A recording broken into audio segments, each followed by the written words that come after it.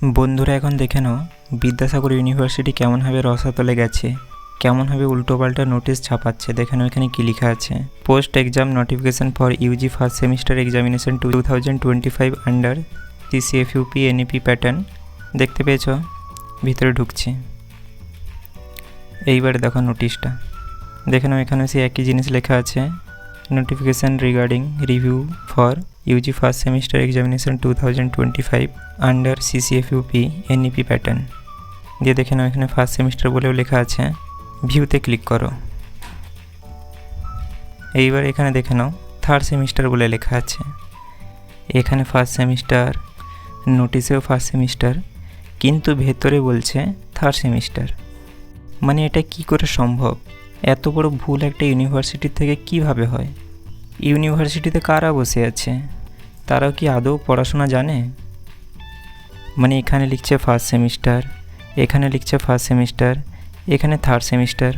তারা কি লেখাপড়া জানে না, না চোখে দেখতে পায় না? কোনটা? তোমরা যদি জানো সেটা কমেন্টে লিখে জানাতে পারো। আমি তোমাদের দেখিয়ে দিচ্ছি তোমরা এটা কিভাবে চেক করবে।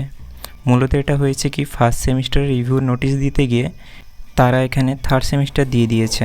তোমরা এটা কি করে দেখবে আমি এখন সেটা দেখিয়ে দিচ্ছি। তোমরা তোমাদের ফোনে গুগলটা খুলে নেবে এবং গুগলে এসে সার্চ করবে বিদ্যাসাগর ইউনিভার্সিটি। দিয়ে তোমাদের সামনে এমনটা ইন্টারফেস চলে আসবে। তোমরা নিচের দিকে স্ক্রল করবে, দিয়ে এখানে যে লেখা আছে এক্সাম অ্যান্ড রেজাল্ট, এখানটায় ক্লিক করবে। দিয়ে নিচের দিকে আবারও স্ক্রল করবে, দিয়ে প্রথমে যে লেখা আছে click here two view examination notification, এখানটায় ক্লিক করবে।